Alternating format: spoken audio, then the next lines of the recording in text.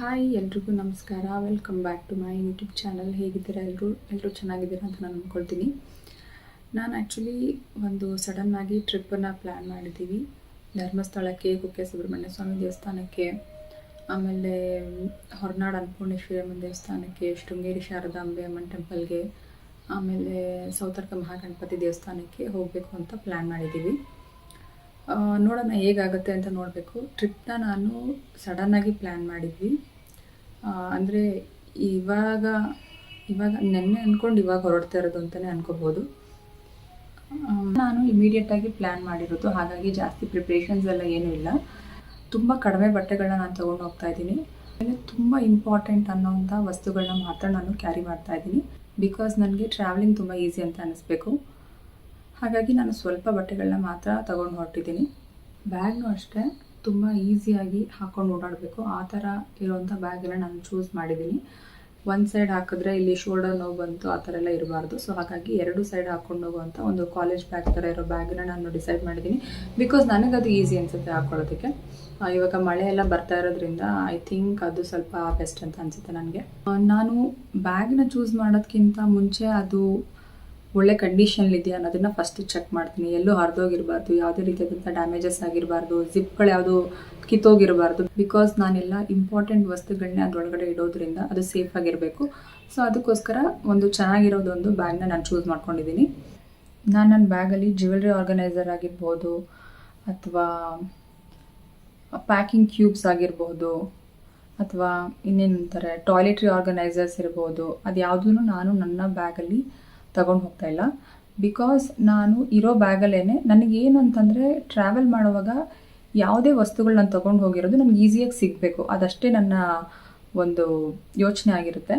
So ಹಾಗಾಗಿ ನಾನು ಸಪ್ರೇಟಾಗಿ ಹೇಗೆ ಅದನ್ನು ಇಡ್ಬೋದು ಬ್ಯಾಗ್ ಒಳಗಡೆನೆ ಅನ್ನೋದ್ರ ಬಗ್ಗೆ ಯೋಚನೆ ಮಾಡ್ತೀನಿ ಅಷ್ಟೇ. ಅದಕ್ಕೋಸ್ಕರ ಯಾವುದೇ ರೀತಿಯಾದಂಥ ನಾನು ಸಪ್ರೇಟ್ ಪೌಚ್ನಾಗಲಿ ಕಿಟ್ನಾಗಲಿ ನಾನು ಯಾವತ್ತೂ ಉಪಯೋಗಿಸಿಲ್ಲ, ಇವತ್ತರೆಗೂ ನಾನು ತಗೊಂಡು ಹೋಗಿಲ್ಲ.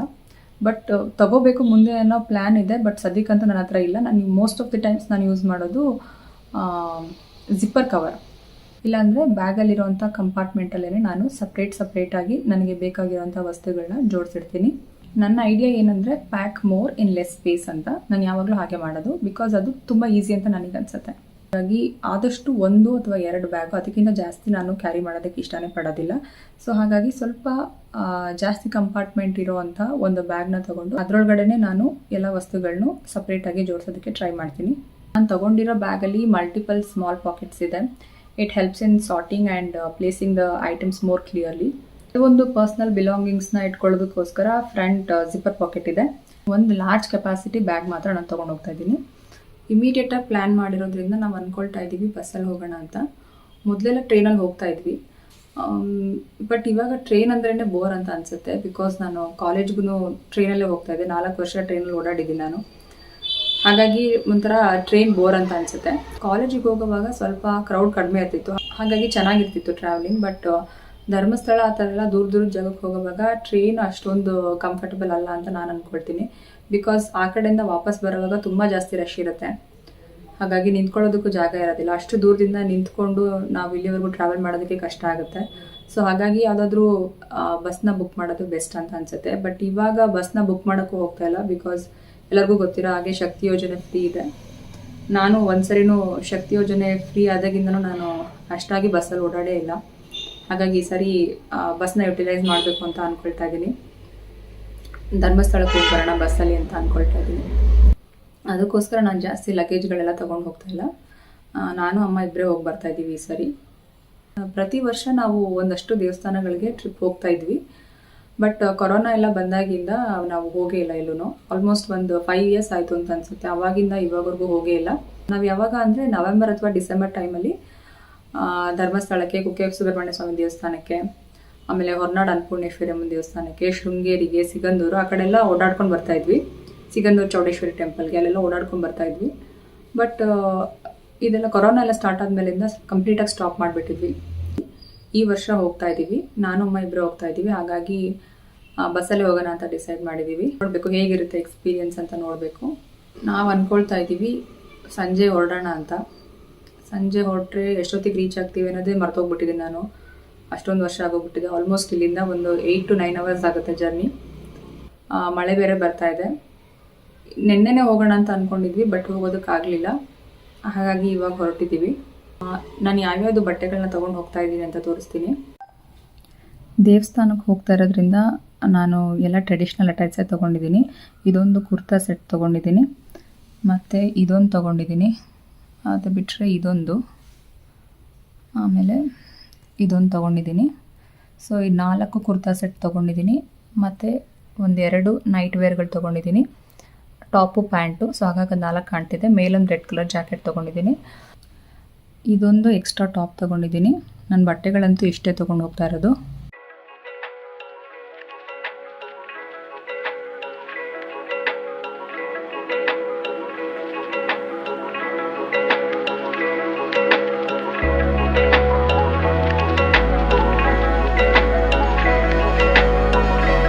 ಇದ್ರ ಜೊತೆಗೆ ಒಂದು ಬೆಡ್ಶೀಟ್ ತೊಗೊಂಡು ಹೋಗ್ತಾ ಇದ್ದೀನಿ, ಚಳಿ ಇರುತ್ತೆ ಅಂತ.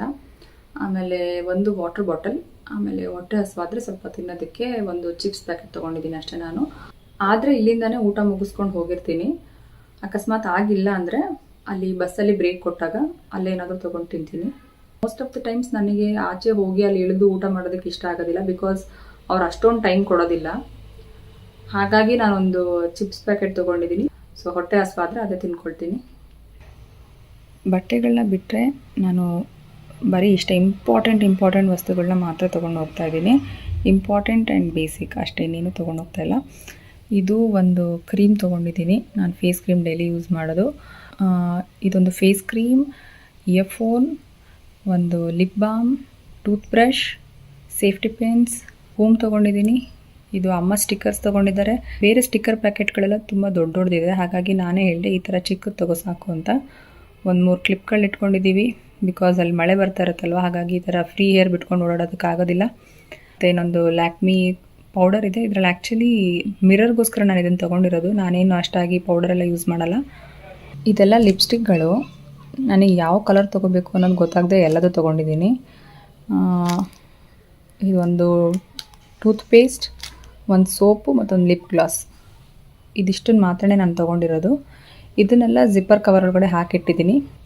ಈ 4 ಮಾತ್ರ ನಾನು ಜಿಪ್ಪರ್ ಕವರ್ ಒಳಗಡೆ ಹಾಕಿಟ್ಟಿದ್ದೀನಿ, ಬಿಕಾಸ್ ಪೇಸ್ಟ್ ಆಗಲಿ ಅಥವಾ ಲಿಪ್ ಬಾಮ್ ಆಗಿರ್ಬೋದು ಅಥವಾ ಲಿಪ್ಸ್ಟಿಕ್ಗಳಾಗಿರ್ಬೋದು, ಅದು ಲೀಕ್ ಆಗಿ ಆಚೆ ಬಂದರೆ ಮತ್ತೆ ಬ್ಯಾಗ್ ಎಲ್ಲ ಕೊಳೆ ಆಗುತ್ತೆ ಅಂತ ನಾನು ಅದನ್ನೆಲ್ಲ ಜಿಪ್ಪರ್ ಕವರ್ ಒಳಗಡೆ ಹಾಕಿಟ್ಟಿದ್ದೀನಿ. ಇದೆಲ್ಲ ನಿಮಗೆ ಅಮೆಝಾನಲ್ಲಿ ಆಲ್ಮೋಸ್ಟ್ ಒಂದು 99 ರುಪೀಸಿಗೆ ಎಷ್ಟೊಂದು ಜಿಪ್ಪರ್ ಕವರ್ಗಳು ಸಿಗುತ್ತೆ. ಇದನ್ನು ಯೂಸ್ ಮಾಡ್ಕೋಬೋದು. ಆ್ಯಕ್ಚುಲಿ ತುಂಬ ದೊಡ್ಡದಾಗಿದೆ, ನಾನು ಅದನ್ನು ಫೋಲ್ಡ್ ಮಾಡಿಟ್ಟಿದ್ದೀನಿ. ಜ್ಯುವೆಲ್ರಿ ಆರ್ಗನೈಸರ್ಗಳೆಲ್ಲ ತೊಗೊಂಡ್ರೆ ಏನಂದರೆ ಸ್ಪೇಸ್ ಎಲ್ಲ ಸ್ವಲ್ಪ ಜಾಸ್ತಿ ಬೇಕಾಗುತ್ತೆ, ಹಾಗಾಗಿ ನಾನು ಜಾಸ್ತಿ ಜಿಪ್ಪರ್ ಕವರ್ನ ಪ್ರಿಫರ್ ಮಾಡ್ತೀನಿ. ಇದು ನಾನು ತೊಗೊಂಡಿರೋ ಬ್ಯಾಗು ತುಂಬ ಸಿಂಪಲಾಗಿ ತೊಗೊಂಡಿದ್ದೀನಿ.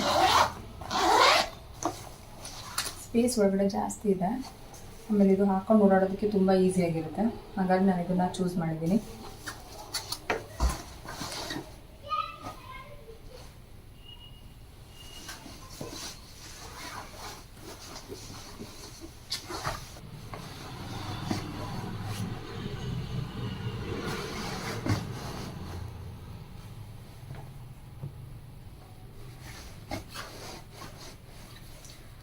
ಜಾಕೆಟ್ ಸ್ವಲ್ಪ ಬೇಗ ಕೈ ಸಿಗೋ ಥರ ಇರಬೇಕು, ಹಾಗಾಗಿ ನಾನು ಅದನ್ನು ಎಲ್ಲದಕ್ಕಿಂತ ಮೇಲಿಡ್ತಾ ಇದ್ದೀನಿ.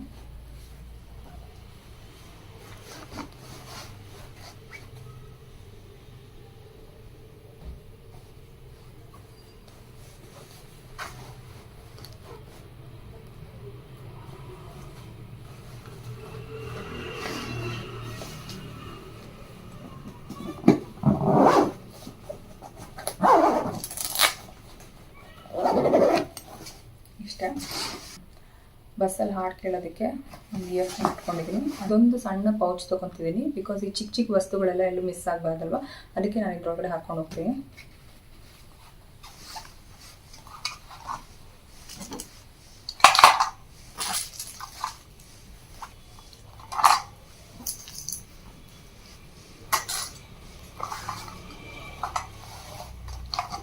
ಇದು ಒಂದು ಬ್ಯಾಗು ನಾನು ತೊಗೊಂಡಿರೋದು. ಅಮ್ಮ ಇನ್ನೊಂದು ಬ್ಯಾಗ್ ತೊಗೊಂಡಿದ್ದಾರೆ, ಅದರಲ್ಲಿ ಜಾಸ್ತಿ ಕಂಪಾರ್ಟ್ಮೆಂಟ್ಗಳಿದೆ, ಹಾಗಾಗಿ ಈ ಥರ ಸಣ್ಣ ಸಣ್ಣ ವಸ್ತುಗಳನ್ನೆಲ್ಲ ನಾನು ಅವ್ರ ಬ್ಯಾಗಲ್ಲಿ ಇಡ್ತಾ ಇದ್ದೀನಿ.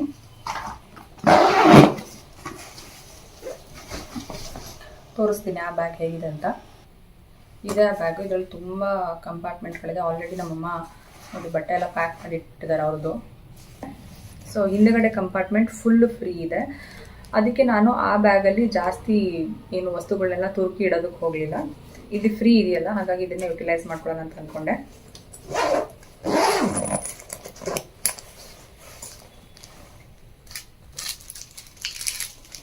ಲಿಪ್ ಗ್ಲಾಸ್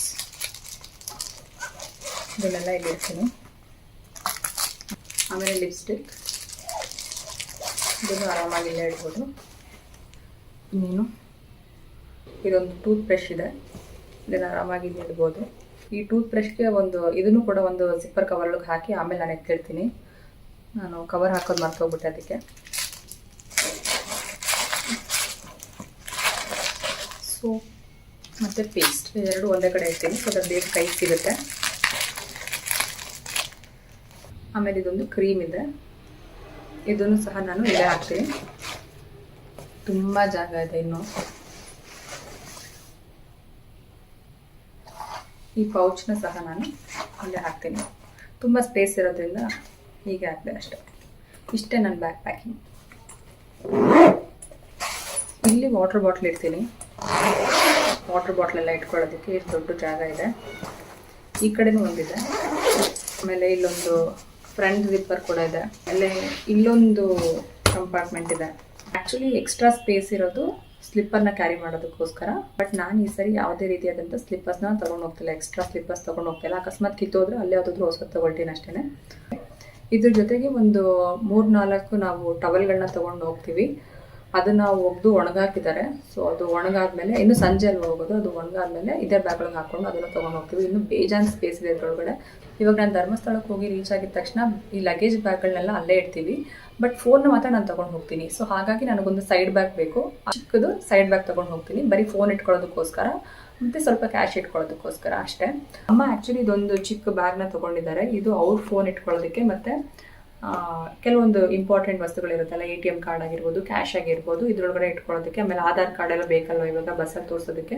ಸೊ ಹಾಗಾಗಿ ಅವ್ರು ಇದೊಂದು ಚಿಕ್ಕ ಬ್ಯಾಗ್ನ ತೊಗೊಂಡಿದ್ದಾರೆ. ಸೊ ಟೋಟಲಿ ಆಲ್ಮೋಸ್ಟ್ 4 ಬ್ಯಾಗ್ ತೊಗೊಂಡಿದ್ದೀವಿ ಅಷ್ಟೇ. ಅದು ಜಾಸ್ತಿನೇ ಆಯಿತು. ಇದೆಲ್ಲ ತುಂಬ ಚಿಕ್ಕ ಬ್ಯಾಗ್ಗಳು. ಒಂದು ಸೈಡ್ ಬ್ಯಾಗು ಅಷ್ಟೇ ತುಂಬ ಚಿಕ್ಕದಿದೆ. ಆಮೇಲೆ ಇದೊಂದು ಚಿಕ್ಕ ವ್ಯಾನಿಟಿ ಬ್ಯಾಗ್ ಥರ 2 ದೊಡ್ಡ ಬ್ಯಾಗ್ ತೊಗೊಂಡಿದ್ದೀವಿ. ಒಂದು ಬ್ಯಾಗಲ್ಲಿ ನನ್ನ ಬಟ್ಟೆಗಳಿದೆ, ಇನ್ನೊಂದು ಬ್ಯಾಗಲ್ಲಿ ಅಮ್ಮನ ಬಟ್ಟೆಗಳಿದೆ ಅಷ್ಟೇ. ಇನ್ನೇನು ಜಾಸ್ತಿ ತೊಗೊಂಡಿಲ್ಲ. ಇದ್ರ ಜೊತೆಗೆ ನಾನು ಮೊಬೈಲ್ ಚಾರ್ಜರ್ ತೊಗೊಂಡಿದ್ದೀನಿ. ಮತ್ತು ಒಂದು ಪೇಪರಲ್ಲಿ ತುಂಬ ಇಂಪಾರ್ಟೆಂಟ್ ಅನ್ನೋ ಒಂಥರ ನಂಬರ್ಗಳನ್ನ ನಾನು ಬರೆದಿಟ್ಟಿದ್ದೀನಿ. ಅವಾಗವಾಗ ಆಚೆ ಪ್ರಯಾಣ ಮಾಡೋದು ಒಂಥರ ಒಳ್ಳೆಯದೇ. ಬಿಕಾಸ್ ಸ್ವಲ್ಪ ಮನಸ್ಸಿಗೆ ರಿಲ್ಯಾಕ್ಸ್ ಅಂತ ಅನಿಸುತ್ತೆ, ಮೈಂಡ್ ರಿಲೀಫ್ ಅಂತ ಅನಿಸುತ್ತೆ. ಆಮೇಲೆ ಫ್ಯಾಮಿಲಿ ಜೊತೆ ಟೈಮ್ ಸ್ಪೆಂಡ್ ಮಾಡೋದಕ್ಕೆ ಒಂದು ಅವಕಾಶ ಸಿಗುತ್ತೆ. ನಾವಿರೋ ಜಾಗನ ಬಿಟ್ಟು ಬೇರೆ ಜಾಗಕ್ಕೆ ಹೋದಾಗ ನಮ್ಮ ದಿನನಿತ್ಯದ ಕಷ್ಟಗಳನ್ನ ಸ್ವಲ್ಪ ಮರಿತೀವಿ. ಹಾಗಾಗಿ ಎಲ್ಲೋ ಒಂದು ಕಡೆ ಟ್ರಾವೆಲ್ ಅನ್ನೋದು ನಮ್ಮ ಎನರ್ಜಿನ ಬೂಸ್ಟ್ ಮಾಡುತ್ತೆ. ಹಾಗಾಗಿ ಎಲ್ಲೋ ಒಂದು ಕಡೆ ಟ್ರಾವೆಲ್ ಅನ್ನೋದು ಇಂಪಾರ್ಟೆಂಟ್ ಅಂತ ನನಗನ್ಸುತ್ತೆ. ಇನ್ನೊಂದು ವಿಷಯ ಹೇಳಬೇಕು, ನಾನೊಂದು ಸಪ್ರೇಟ್ ಕವರ್ ಇಟ್ಕೊಂಡಿದ್ದೀನಿ. ಯಾಕಂದರೆ ಮಳೆ ಬರ್ತಾ ಇರೋದ್ರಿಂದ ಬಟ್ಟೆಗಳೇನಾದರೂ ಒಣಗಿಲ್ಲ ಅಂದರೆ ವೆಟ್ ಕ್ಲೋತ್ಸ್ನ ಕ್ಯಾರಿ ಮಾಡೋದಕ್ಕೋಸ್ಕರ ಒಂದು ಸಪ್ರೇಟ್ ಕವರ್ನ ಇಟ್ಕೊಂಡಿದ್ದೀನಿ ನಾನು. ಇವತ್ತಿನ ವೀಡಿಯೋನ ಇಲ್ಲಿಗೆ ಮುಗಿಸ್ತಾ ಇದ್ದೀನಿ. ನಾನು ಅಂದ್ಕೊಳ್ತೀನಿ ಇವತ್ತಿನ ವೀಡಿಯೋ ನಿಮಗೆ ಇಷ್ಟ ಆಗಿದೆ ಅಂತ. ಇಷ್ಟ ಆಗಿದ್ರೆ ದಯವಿಟ್ಟು ಲೈಕ್ ಮಾಡಿ, ಶೇರ್ ಮಾಡಿ, ಮತ್ತು ನನ್ನ ಚಾನೆಲ್ನ ಸಬ್ಸ್ಕ್ರೈಬ್ ಮಾಡಿ. Thank you so much for watching. ಒಂದು ಇಯರ್ ರಿಂಗ್ ಏನದು